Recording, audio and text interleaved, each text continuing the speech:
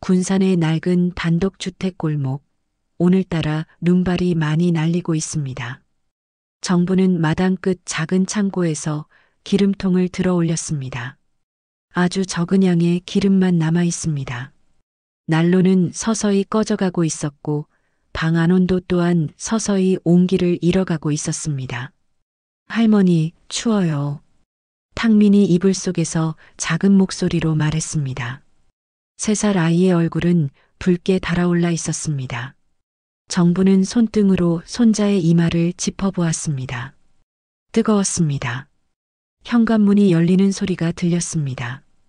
정도와 미선이 들어왔습니다. 두 사람의 표정이 어둡습니다.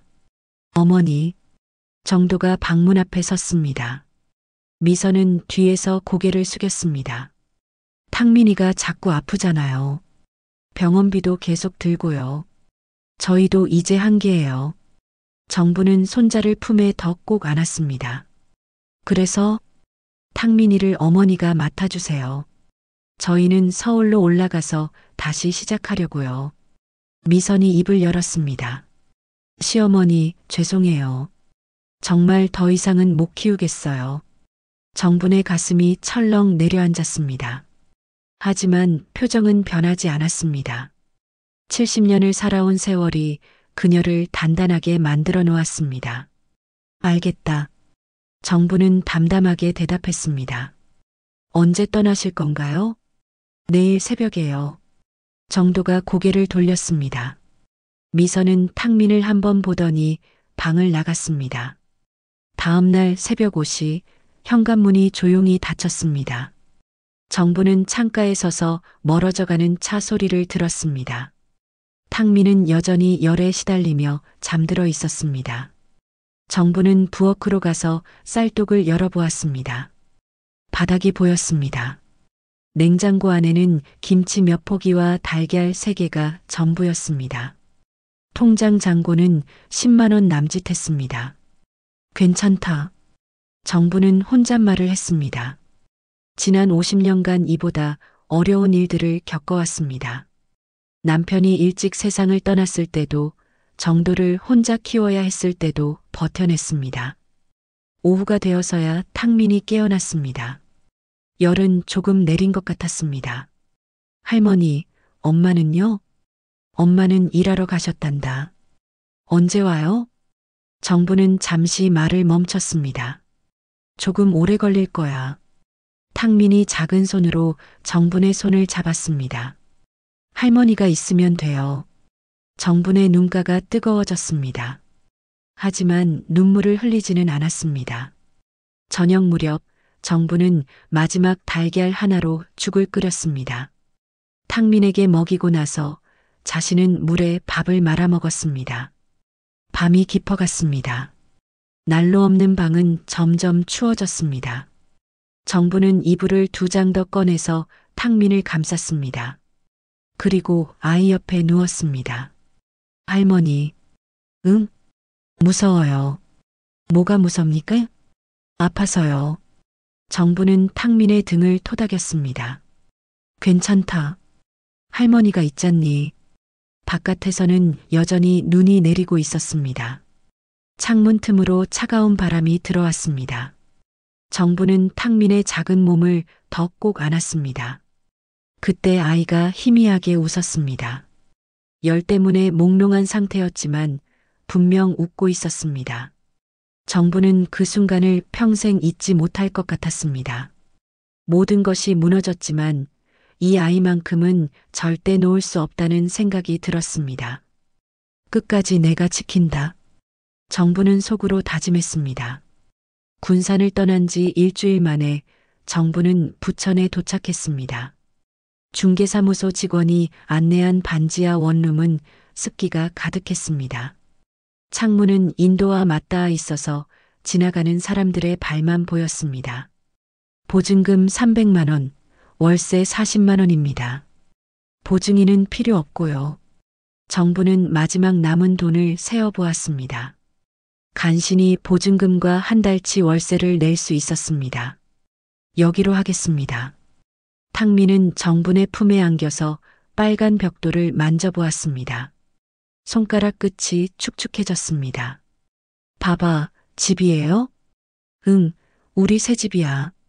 정부는 아이를 내려놓고 작은 방을 둘러보았습니다. 화장실과 부엌이 붙어 있고 방 하나가 전부였습니다. 그래도 보일러가 돌아가고 있어서 따뜻했습니다. 이틀 후 정부는 탁민의 손을 잡고 부천시청 복지과를 찾았습니다. 대기 번호표를 뽑고 2시간을 기다렸습니다. 어르신, 무슨 일로 오셨나요? 사례관리사 김 씨가 친절하게 물었습니다. 손자 때문에 왔습니다. 말이 늦고요. 발달이 좀 느린 것 같아서요. 김 씨는 탁민을 살펴보았습니다. 아이는 여전히 정분의 치마를 꼭 잡고 있었습니다. 장애인 등록 신청을 해보시는 게 어떨까요? 검사를 받아보시고 등급이 나오면 발달 재활 서비스도 받을 수 있어요. 그러면 얼마나 걸리나요? 1달 정도 소요됩니다. 그 전에 의료급여부터 신청해 드릴게요. 김 씨가 서류를 정리하면서 말했습니다. 혹시 일자리도 구하고 계신가요? 네, 뭐든 할 수 있습니다. 정분의 목소리에 간절함이 묻어났습니다. 집으로 돌아온 정부는 인근 상가를 돌아다녔습니다. 세탁소, 편의점, 치킨집마다 들어가서 물어보았습니다. 일자리 있나요? 연세가 어떻게 되세요? 70입니다. 사장들은 고개를 저었습니다. 사흘째 되는 날 정부는 새벽 청소 일자리를 구했습니다. 관리사무소에서 운영하는 아파트 단지 청소였습니다. 새벽 4시부터 7시까지 일당 3만 원입니다. 감사합니다. 정부는 고개를 숙였습니다. 다음 날 새벽 정부는 탁민을 재워두고 조용히 집을 나섰습니다. 아파트 단지는 넓었습니다. 빗자루와 쓰레받기를 들고 계단을 오르내렸습니다. 겨울 새벽 바람은 뼛속까지 파고들었습니다. 일주일 후 손바닥에 굳은 살이 생겼습니다. 허리도 아팠습니다. 하지만 정부는 불평하지 않았습니다. 봐봐, 어디 갔어요? 탁민이 정분이 돌아오면 항상 물었습니다. 바바가 일하고 왔어. 일이 뭐예요? 탁민이 밥 해주는 거야. 아이는 바바, 좋아라며 웃었습니다. 청소 일만으로는 부족했습니다. 정부는 경로당 식당에서 점심 보조일도 시작했습니다. 오전 10시부터 오후 2시까지 설거지와 배식을 도왔습니다. 어머니, 손자도 키우면서 힘들겠네요. 경로당 관리사가 말했습니다. 괜찮습니다. 할 수 있어요. 정부는 웃으며 대답했습니다. 오후에는 탁민과 함께 동네를 돌아다녔습니다. 마트 앞 채소가게 사장이 가끔 시든 채소를 주었습니다. 할머니, 이거 가져가세요. 고맙습니다. 정부는 깍듯이 인사했습니다. 과자 가게 할머니도 친절했습니다. 탁민이 가게 앞을 지날 때마다 과자 하나씩 건네주었습니다. 애가 말이 늦네요? 네, 병원에서 검사받고 있어요. 걱정 마세요. 제 손자도 그랬는데 지금은 말 많아서 탈이에요. 작은 위로였지만 정분에게는 큰 힘이 되었습니다. 1달 후 검사 결과가 나왔습니다. 탁민은 발달장애 3급 판정을 받았습니다. 발달 재활 서비스를 받을 수 있어요. 언어치료, 놀이치료를 월 22만 원 한도에서 지원해 드립니다. 김사례 관리사가 설명했습니다. 어디서 받을 수 있나요? 인근 복지관에 연락해 드릴게요. 정부는 안도의 한숨을 쉬었습니다. 처음으로 제대로 된 도움을 받을 수 있게 되었습니다. 그 저녁 정부는 축축한 방에 앉아서 탁민을 바라보았습니다. 아이는 색연필로 무언가를 그리고 있었습니다. 봐봐, 이거 봐요. 탁민이 그림을 들어 올렸습니다. 동그라미 2개와 선 몇 개가 어설프게 그어져 있었습니다. 예쁘네. 뭐야? 바바하고 탁민이에요. 정분의 가슴이 뜨거워졌습니다. 비록 방은 눅눅하고 창문은 인도와 맞닿아 빛조차 희미했지만 난방이 켜진다는 것만으로도 감사했습니다. 새벽마다 빗자루를 잡은 손바닥은 갈라져 있었습니다. 허리에는 계속 통증이 남아 있었습니다. 하지만 탕민이 웃을 때마다 정부는 다시 힘을 낼 수 있었습니다. 아직 갈 길은 멀었습니다. 하지만 이제 혼자가 아니었습니다. 3월 첫째 주 정부는 탕민의 손을 잡고 부천 초등학교 특수학급으로 향했습니다. 아이는 새 가방을 메고 있었지만 표정이 굳어 있었습니다. 바바, 무서워요. 괜찮아. 바바도 같이 가잖니. 교실 앞에서 오 선생님이 기다리고 있었습니다. 30대 중반의 여교사였습니다. 탕민아, 안녕? 나는 오 선생님이야. 오 선생님이 무릎을 굽혀 탕민과 눈높이를 맞췄습니다. 탕민은 정분 뒤로 몸을 숨겼습니다. 할머니, 걱정 마세요. 천천히 적응할 거예요. 선생님, 부탁드립니다. 정분이 깊이 고개를 숙였습니다. 교실에는 탕민을 포함해 6명의 아이들이 있었습니다. 모두 다른 학년이었지만 함께 수업을 받았습니다. 첫 주는 힘들었습니다. 탕민은 교실 구석에 앉아서 아무 말도 하지 않았습니다. 점심시간에는 혼자 도시락을 먹었습니다. 탕민아, 우리랑 같이 먹자. 5학년 지연이가 말을 걸었습니다. 탕민은 고개를 저었습니다. 괜찮아, 천천히 해. 오 선생님이 지연이를 달랬습니다. 집에서 정부는 걱정이 컸습니다. 오늘은 어땠어? 탕민은 대답하지 않았습니다. 밥도 잘 먹지 않았습니다. 이런 날이 일주일 계속되었습니다. 정부는 오 선생님께 전화를 걸었습니다. 선생님, 탕민이가 너무 힘들어하는 것 같아요. 조금 더 기다려주세요. 아이들은 저마다 적응 속도가 달라요. 그러던 어느 날 변화가 일어났습니다. 과학 시간이었습니다. 오 선생님이 식물 그림을 칠판에 붙였습니다.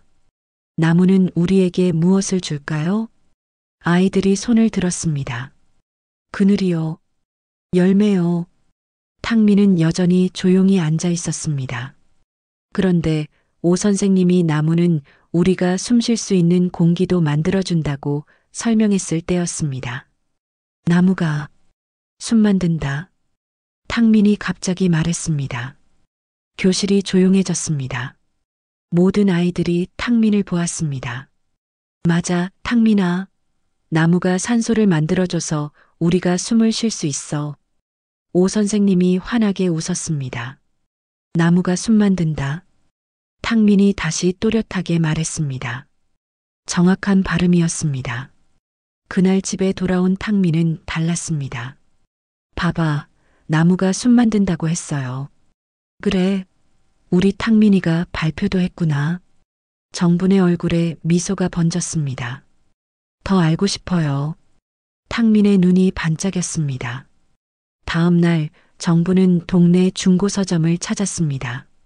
식물 도감 같은 거 있나요? 여기 이거 어때요? 아이들 보기 좋게 나온 거예요. 사장이 두꺼운 책을 꺼냈습니다. 가격표에는 10,000원이라고 적혀 있었습니다. 좀 깎아주세요. 8,000원 어때요? 정부는 지갑에서 1,000원짜리 8장을 꺼냈습니다.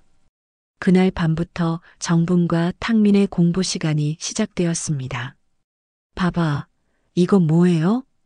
탕민이 도감의 장미 사진을 가리켰습니다. 장미야, 예쁜 꽃이지? 장미, 예뻐요. 맞아, 하지만 가시도 있어서 조심해야 해. 탕민은 진지하게 책을 들여다보았습니다. 한 글자씩 따라 읽으려고 노력했습니다. 학교에서도 변화가 계속되었습니다. 탕민은 점점 더 많은 말을 하기 시작했습니다. 지연이, 이거 봐요. 탕민이 도감에서 본 민들레 그림을 그려서 보여주었습니다. 우와, 탕민이가 그렸어? 잘 그렸네. 지연이가 칭찬했습니다. 하지만 모든 것이 순조롭지만은 않았습니다. 어느 날 탁민이 울면서 집에 돌아왔습니다. 무슨 일이야? 6학년 형들이 바보라고 했어요. 정분의 가슴이 아팠습니다. 하지만 화를 내지 않았습니다. 탁민이는 바보가 아니야. 나무가 숨 만든다는 것도 알고 꽃 이름도 많이 아는 똑똑한 아이야. 정말이요? 정말이야. 다음 날 정부는 오 선생님을 찾아갔습니다. 선생님, 아이들이 탁민이를 놀리는 것 같아요. 알고 있어요. 전체 학급에 이야기해 보겠습니다. 오 선생님의 표정이 진지해졌습니다. 할머니, 탁민이가 많이 늘었어요. 처음 온 때와는 완전히 달라졌습니다. 그래도 아직 부족한 게 많아서요. 아이들은 저마다 다른 속도로 자라요. 탁민이만의 속도가 있어요. 집으로 돌아가는 길에 정부는 생각했습니다. 탁민은 또래보다 늦었지만 배우고자 하는 마음은 누구보다 강했습니다. 그날 밤도 둘은 도감을 펼쳐놓았습니다. 봐봐, 오늘은 어떤 걸 알아볼까? 탁민이 먼저 물었습니다. 뭘 보고 싶어? 나비요. 정부는 나비 페이지를 펼쳤습니다. 알록달록한 나비들이 가득했습니다. 와, 예뻐요. 탁민의 작은 발음 하나, 서툰 글자 하나가 정분에게는 세상을 뒤흔드는 기적 같았습니다. 밤마다 노트를 함께 펼쳐놓고 공부하던 시간이 두 사람의 삶을 조금씩 앞으로 이끌고 있었습니다. 하지만 정부는 알고 있었습니다. 진짜 어려움은 이제부터 시작이라는 것을. 탁민이 중학교 2학년이 되던 해 학교에서 전국 글짓기 대회 참가자를 모집했습니다. 주제는 내가 꿈꾸는 세상이었습니다. 탁민아, 해볼까? 오 선생님이 제안했습니다. 이제 고등학교 특수교사가 된 그녀는 여전히 탁민을 돌봐주고 있었습니다. 잘 못 써요. 괜찮아. 내 마음을 써보는 거야. 탁민은 며칠을 고민했습니다. 그러다 어느 날 밤 정분에게 말했습니다. 봐봐, 적을 써볼래요. 어떤 걸 쓸 거야? 바바 같은 사람들이 일할 수 있는 회사요. 정분이 놀란 표정을 지었습니다. 왜 그런 생각을 했어? 바바가 아프실 때도 일하러 가시잖아요. 그런데 몸이 불편한 사람들은 일할 곳이 별로 없어요. 탁민은 진지하게 말했습니다. 몸이 불편해도 일할 수 있는 회사를 만들고 싶어요. 정분의 눈가가 뜨거워졌습니다. 하지만 눈물을 보이지 않았습니다. 좋은 생각이야. 써보자. 이틀 동안 탁민은 글을 썼습니다. 정부는 옆에서 맞춤법을 도와주었습니다. 저는 몸이 불편한 사람들이 편하게 일할 수 있는 회사를 만들고 싶습니다. 우리 할머니처럼 나이가 많아도 저처럼 말이 느려도 다 함께 일할 수 있는 곳이요. 한 달 후 결과가 나왔습니다. 탁민이 전국 우수상을 받았습니다. 축하해, 탁민아. 오 선생님이 상장을 들고 교실로 뛰어왔습니다. 정말요? 제가요? 정말이야. 심사위원들이 진정성에 감동했대. 탁민의 얼굴에 환한 미소가 번졌습니다. 시상식 날 정부는 오랜만에 정장을 입었습니다. 오래된 검정 한복이었지만 정성스럽게 다림질했습니다. 할머니 예뻐요. 우리 탁민이가 더 멋져. 탁민은 무대에서 당당하게 상을 받았습니다. 더듬거리지 않고 감사 인사도 했습니다. 할머니께서 저를 포기하지 않아서 제가 여기 설 수 있었습니다. 정부는 객석에서 조용히 눈물을 닦았습니다. 그 일을 계기로 탁민에게는 변화가 찾아왔습니다. 지역 복지관에서 연락이 왔습니다. 탁민 학생이 사회적 기업에 관심이 있다면서요? 복지관 김 팀장이 말했습니다. 저희가 운영하는 청소년 창업 프로그램이 있어요. 참여해 보시겠어요? 정말요? 할 수 있을까요? 물론이죠. 나이는 어려도 생각이 깊잖아요. 탕미는 매주 토요일마다 복지관에 다녔습니다. 다른 청소년들과 함께 사업 계획을 세우고 발표도 했습니다. 처음에는 주눅 들어 있었지만 점점 자신감을 얻었습니다. 장애인분들이 집에서도 할 수 있는 일을 찾아보면 어떨까요? 탕민이 조심스럽게 의견을 냈습니다. 좋은 아이디어네요. 구체적으로 어떤 걸 생각하고 있어요? 컴퓨터로 할 수 있는 간단한 업무들이요. 데이터 정리라든지. 다른 참가자들이 고개를 끄덕였습니다. 고등학교에 진학한 후 탕민은 더욱 적극적이 되었습니다. 방과 후에는 편의점에서 아르바이트를 시작했습니다. 탕민아, 괜찮겠어? 정분이 걱정했습니다. 괜찮아요, 봐봐. 저도 돈 벌고 싶어요. 힘들면 언제든 그만둬도 돼. 네, 알겠어요. 편의점 사장 김 씨는 탕민을 따뜻하게 대해주었습니다. 천천히 해도 돼. 정확하게만 하면 되거든. 감사합니다. 탕민은 성실하게 일했습니다. 계산이 조금 느려도 손님들은 기다려 주었습니다. 학생, 공부도 하면서 대단하네. 단골 할아버지가 말했습니다. 열심히 하고 있어요. 탕민이 환하게 웃었습니다. 아르바이트로 번 돈과 복지관에서 받은 장학금으로 탕민은 작은 프로젝트를 시작했습니다. 장애인 재택근무 플랫폼을 기획하는 것이었습니다. 봐봐, 저 인터넷으로 홈페이지 만들어 볼 거예요. 어려운 거 아니야? 복지관에서 배웠어요. 선생님이 도와주신대요. 탕민의 눈이 반짝였습니다. 밤늦게까지 컴퓨터 앞에 앉아 있는 탕민을 보며 정부는 감개무량했습니다. 한때는 말 한마디 하기 어려워했던 아이가 이제는 사회를 바꾸겠다는 꿈을 품고 있었습니다. 봐봐, 제가 성공하면 바바는 일 그만두셔도 돼요. 괜찮아. 바바는 일하는 게 좋아. 그래도 너무 무리하지는 마세요. 탕민이 정분의 어깨를 주물러 주었습니다. 겨울이 다시 왔습니다. 하지만 이번에는 달랐습니다. 집에는 따뜻한 난방이 있었고 냉장고에는 음식이 가득했습니다. 탕민의 글짓기 상장을 불단 옆에 세워두며 정부는 속으로 중얼거렸습니다. 놓지 않는다. 어떤 겨울도. 탕민의 눈은 더 이상 주눅 들지 않았습니다. 그는 이제 미래를 말했고 그 꿈은 분명 사회를 향한 것이었습니다. 봐봐, 내년에는 더 큰 프로젝트에 도전해 볼래요. 무슨 일이든 할 수 있을 거야. 정분이 따뜻하게 대답했습니다. 어떤 겨울도 끝내 버티면 봄이 온다는 믿음이 현실이 되고 있었습니다. 이제 진짜 새로운 시작이었습니다. 탕민이 대학교 3학년이 되던 해 사회적 기업 경진대회에서 대상을 받았습니다. 상금 3천만 원과 함께 창업 지원까지 받을 수 있었습니다. 봐봐, 회사 차릴 거예요. 정말이야? 정분이 놀란 눈으로 물었습니다.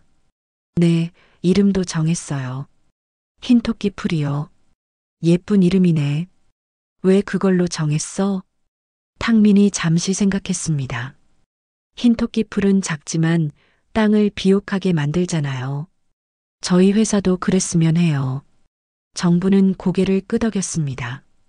탕민의 말투가 이제는 완전히 어른스러워졌습니다. 창업 준비는 쉽지 않았습니다. 사업자 등록부터 시작해서 사무실을 구하고 직원을 모집해야 했습니다. 탕민 씨, 처음에는 작게 시작하는 게 좋을 것 같아요. 복지관에서 창업 멘토로 나선 박 과장이 조언했습니다. 저희 목표는 장애인분들과 사회적 약자분들이 집에서도 일할 수 있는 환경을 만드는 거예요. 탕민이 사업계획서를 펼쳐 보였습니다. 데이터 입력, 간단한 디자인 작업, 상품 포장 같은 일들을 집에서도 할 수 있게 시스템을 만들 거예요. 박 과장이 진지하게 들었습니다. 좋은 아이디어네요. 하지만 처음에는 수익이 나기 어려울 텐데요. 천천히 해볼 생각이에요. 첫 사무실은 부천의 작은 상가 건물 2층이었습니다. 방 2개짜리였지만 탕민에게는 꿈의 공간이었습니다. 정부는 개업식 날 미역국을 끓여서 가져갔습니다. 바바가 직접 끓이신 거예요? 응, 우리 탕민이 회사 잘 되라고. 직원은 탕민 포함 5명이었습니다. 모두 탕민과 비슷한 처지의 청년들이었습니다. 시작은 어려웠습니다. 일거리가 많지 않았고 수익도 미미했습니다. 대표님, 이대로 괜찮을까요? 직원 미진이 걱정스럽게 물었습니다. 괜찮아요. 처음이니까 당연해요. 탕민은 침착했습니다. 할머니에게서 배운 인내심이었습니다. 몇 달 후 변화가 시작되었습니다.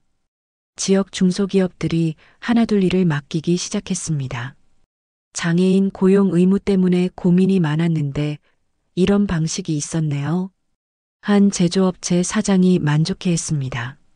저희가 중간에서 업무를 조정해드리니까 편하시죠?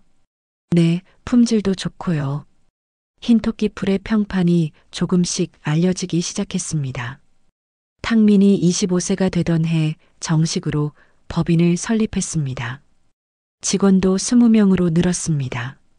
그해 여름 지역 신문에서 인터뷰 요청이 왔습니다. 제목을 불편을 설계로 바꾸다로 하면 어떨까요?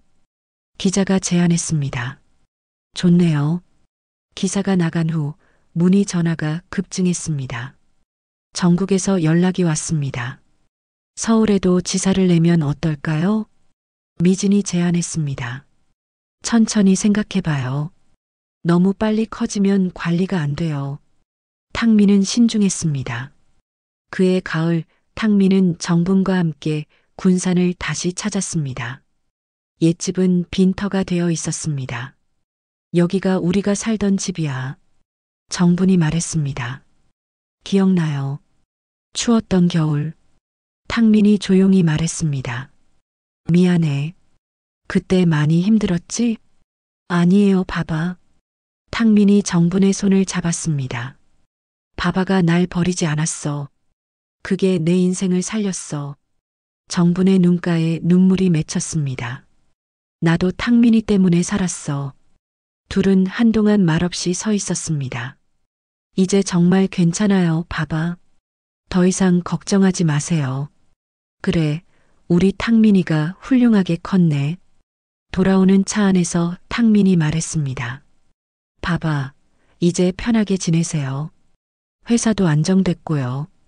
아직은 일하고 싶어. 건강하니까. 그래도 너무 무리하지는 마세요. 집에 도착해서 탕민은 회사 브로슈어를 정분에게 보여주었습니다. 봐봐, 여기 봐요.